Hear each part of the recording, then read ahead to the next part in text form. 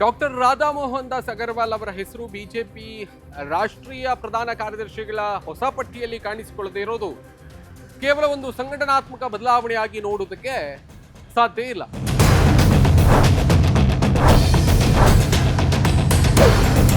ಕರ್ನಾಟಕದ ಮಟ್ಟಿಗೆ ಇದು ರಾಜ್ಯ ಬಿಜೆಪಿಯ ಮುಂದಿನ ರಾಜಕೀಯ ದಿಕ್ಕಿನ ಬಗ್ಗೆ ಹಲವು ಪ್ರಶ್ನೆಗಳನ್ನ ಹುಟ್ಟುಹಾಕಿದೆ.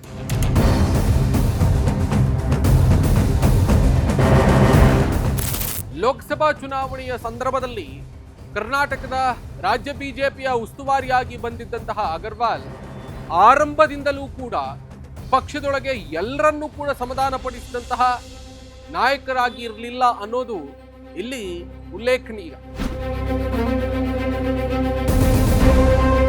ಮಾತನಾಡ್ತಾ ಹೋಗೋಣ. ನಮಸ್ಕಾರ, ಸುಮನ್ ಟಿವಿ ಕನ್ನಡಕ್ಕೆ ಸ್ವಾಗತ. ನಾನು ಶ್ರೀರಾಜ್ ಬುಕ್ವಾರಿ. ಸಂಘಟನೆಯಲ್ಲಿ ಶಿಸ್ತು, ಹೈಕಮಾಂಡ್ಗೆ ರಿಪೋರ್ಟಿಂಗ್ ಮತ್ತು ಪಕ್ಷದ ನಿರ್ಧಾರಗಳ ಅನುಷ್ಠಾನಕ್ಕೆ ಅಗರ್ವಾಲ್ ಒತ್ತು ನೀಡಿದರು. ಇದೇ ಕಾರಣಕ್ಕೆ ಪಕ್ಷದ ಒಂದು ವಲಯದಲ್ಲಿ ಅವರಿಗೆ ಮೆಚ್ಚುಗೆ ಇದ್ದರೆ ಮತ್ತೊಂದು ವಲಯದಲ್ಲಿ ಅವರ ಕಾರ್ಯಶೈಲಿಯ ಬಗ್ಗೆ ಅಸಮಾಧಾನವೂ ಕೂಡ ಇತ್ತು. ಬಿಜೆಪಿಯ ಕೋರ್ ಕಮಿಟಿ ಸಭೆಗಳಲ್ಲಿ ಹಿರಿಯ ನಾಯಕರಿಂದ ಅವರ ಕಾರ್ಯವೈಖರಿಯ ಬಗ್ಗೆ ಟೀಕೆಗಳು ಕೂಡ ವ್ಯಕ್ತ ಆಗಿದ್ವು ಅನ್ನೋದು ಈ ಅಸಮಾಧಾನದ ಸ್ವರೂಪವನ್ನು ಸೂಚಿಸ್ತದೆ. ಆದರೆ ಪ್ರಶ್ನೆ ಇಷ್ಟೇ ಅಲ್ಲ, ಅಗರ್ವಾಲ್ ಅವರ ನಿರ್ಗಮನದಿಂದ ಕರ್ನಾಟಕ ಬಿಜೆಪಿಯೊಳಗಿನ ಭಿನ್ನಾಭಿಪ್ರಾಯಗಳು ಕಡಿಮೆ ಆಗ್ತವೆಯೇ, ಅಥವಾ ಹೊಸ ಉಸ್ತುವಾರಿ ಬಂದ ನಂತರ ಅವು ಹೊಸ ರೂಪವನ್ನು ಪಡೆದುಕೊಳ್ತವೆಯೇ? ಕಾದು ನೋಡಬೇಕಾಗಿದೆ ಇದೇನೆಲ್ಲ ಆಗುತ್ತೆ ಅನ್ನೋದು. ಇನ್ನು ಕೋಗಿಂತ ದೊಡ್ಡ ಪ್ರಶ್ನೆ, ಮುಂದಿನ ರಾಜ್ಯ ಬಿಜೆಪಿಯ ಉಸ್ತುವಾರಿ ಯಾರು ಅಂತ. ನೋಡಿ, ಅಗರ್ವಾಲ್ ಅವರನ್ನ ರಾಜ್ಯ ಬಿಜೆಪಿಯ ಉಸ್ತುವಾರಿ ಸ್ಥಾನದಿಂದ ಮುಕ್ತಗೊಳಿಸೋದು ಒಂದು ನಿರ್ಧಾರ. ಆದರೆ ಅದರ ನಂತರ ಯಾರನ್ನ ಕರ್ನಾಟಕಕ್ಕೆ ಕಳಿಸಲಾಗ್ತದೆ ಎಂಬುದು ಅದಕ್ಕಿಂತ ಮಹತ್ವದ ರಾಜಕೀಯ ಪ್ರಶ್ನೆ ಅಂತ ಇಲ್ಲಿ ಕಾಣಿಸ್ತಾ ಇದೆ. ಕರ್ನಾಟಕ ಬಿಜೆಪಿಯಲ್ಲಿ ಈಗಾಗಲೇ ನಾಯಕತ್ವ, ಸಂಘಟನೆ ಮತ್ತು ಮುಂದಿನ ಚುನಾವಣೆಯ ಸಿದ್ಧತೆಯ ಬಗ್ಗೆ ಚರ್ಚೆಗಳು ನಡೀತಾ ಇವೆ. ಇಂತಹ ಸಂದರ್ಭದಲ್ಲಿ ರಾಜ್ಯದ ಜವಾಬ್ದಾರಿಯನ್ನು ಹೊರುವಂತಹ ಹೊಸ ರಾಷ್ಟ್ರೀಯ ನಾಯಕ ಕೇವಲ ಸಂಘಟನಾ ಉಸ್ತುವಾರಿಯಾಗಿರ್ತಾರೆಯೇ, ಅಥವಾ ರಾಜ್ಯ ನಾಯಕತ್ವದ ಪುನರ್ವ್ಯವಸ್ಥೆಯಲ್ಲೂ ಕೂಡ ನಿರ್ಣಾಯಕ ಪಾತ್ರವನ್ನು ವಹಿಸ್ತಾರೆಯೇ ಎನ್ನುವಂತಹ ಕುತೂಹಲ ಮೂಡೋದು ಸಹಜ ಅಂತ ಕಾಣಿಸ್ತಾ ಇದೆ. ಹೊಸ ಉಸ್ತುವಾರಿ ಕಟ್ಟುನಿಟ್ಟಿನ ಸಂಘಟನಾ ಶೈಲಿಯವರಾದ್ರೆ ಪಕ್ಷದೊಳಗಿನ ಶಿಸ್ತು ಮತ್ತು ನಿಯಂತ್ರಣಕ್ಕೆ ಮತ್ತಷ್ಟು ಒತ್ತು ಸಿಗಬಹುದು ಅಂತ ಕಾಣಿಸ್ತಾ ಇದೆ. ಬದಲಾಗಿ ಎಲ್ಲಾ ಬಣಗಳನ್ನು ಸಮನ್ವಯಗೊಳಿಸುವಂತಹ ರಾಜಕೀಯ ಶೈಲಿಯ ನಾಯಕ ಬಂದ್ರೆ ರಾಜ್ಯ ಬಿಜೆಪಿಯ ಒಳಜಗಳವನ್ನ ತಾತ್ಕಾಲಿಕವಾಗಿ ತಣ್ಣಗಾಗಿಸುವಂತಹ ಪ್ರಯತ್ನವನ್ನ ಮಾಡಬಹುದು, ನಡೆಸಬಹುದು.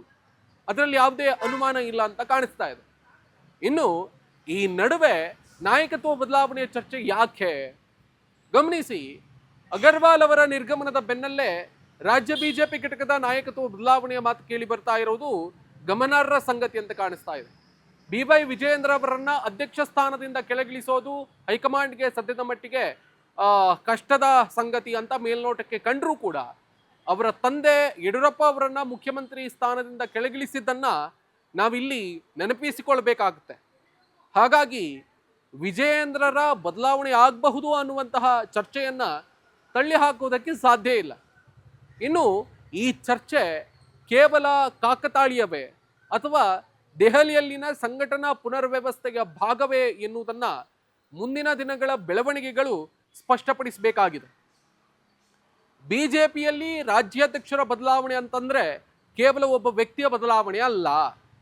ಅದರ ಹಿಂದೆ ಮುಂದಿನ ಚುನಾವಣೆಯ ಸಾಮಾಜಿಕ ಸಮೀಕರಣ, ಜಾತಿ ಲೆಕ್ಕಾಚಾರ, ಸಂಘಟನೆಯ ವಿಸ್ತರಣೆ ಮತ್ತು ಬಲವರ್ಧನೆ, ವಿವಿಧ ನಾಯಕರ ನಡುವಿನ ಸಮತೋಲನ ಮತ್ತು ಕೇಂದ್ರ ನಾಯಕತ್ವದ ರಾಜ್ಯದ ಮೇಲಿನ ರಾಜಕೀಯ ನಿರೀಕ್ಷೆಗಳು ಇರ್ತವೆ.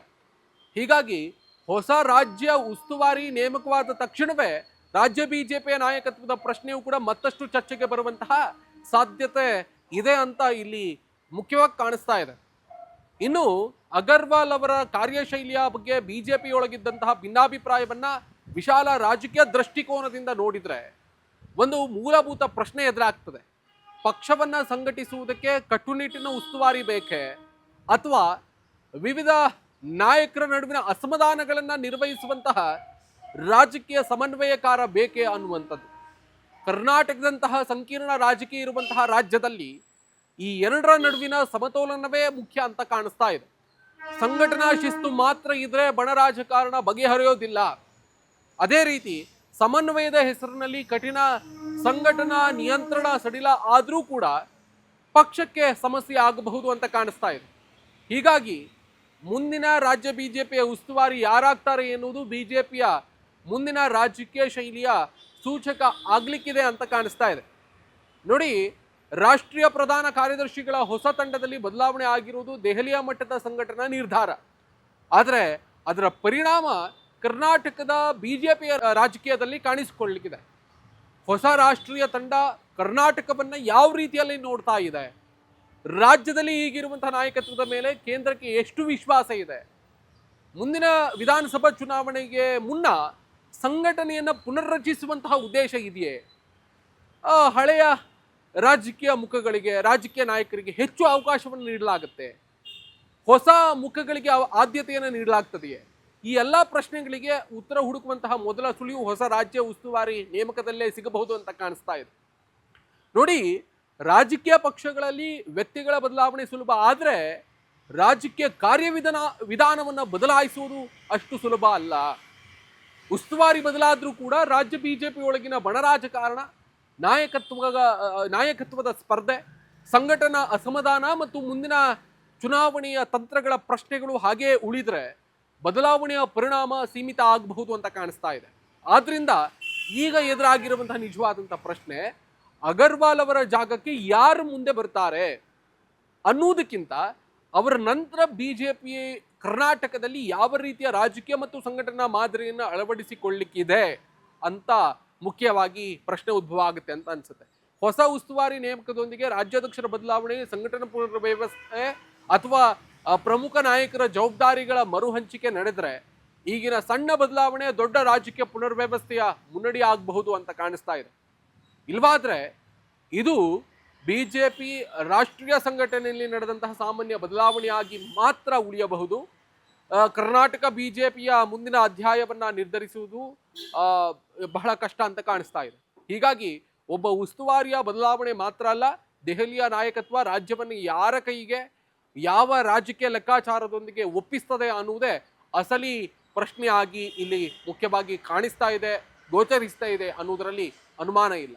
ರಾಜ್ಯ ಬಿಜೆಪಿಯ ಉಸ್ತುವಾರಿ ಬದಲಾವಣೆಯ ಜೊತೆಗೆ ರಾಜ್ಯ ಬಿಜೆಪಿ ಘಟಕದ ಅಧ್ಯಕ್ಷ ಸ್ಥಾನವೂ ಕೂಡ ಬದಲಾವಣೆ ಆಗುತ್ತೆ ಅನ್ನುವಂಥ ಚರ್ಚೆಗಳೆಲ್ಲವೂ ಕೂಡ ಇದೆಯಲ್ಲ, ಅವೆಲ್ಲದಕ್ಕೂ ಕೂಡ ಬಿಜೆಪಿಯ ಹೈಕಮಾಂಡ್ ಮುಂದಿನ ದಿನಗಳಲ್ಲಿ ನಡೆದುಕೊಳ್ಳುವಂತಹ ರೀತಿ ಮತ್ತು ತೆಗೆದುಕೊಳ್ಳುವಂತಹ ಕ್ರಮಗಳ ಆಧಾರದಲ್ಲಿ ಎಲ್ಲದಕ್ಕೂ ಕೂಡ ಉತ್ತರ ಸಿಗುತ್ತೆ ಅಂತ ಕಾಣಿಸ್ತಾ ಇದೆ.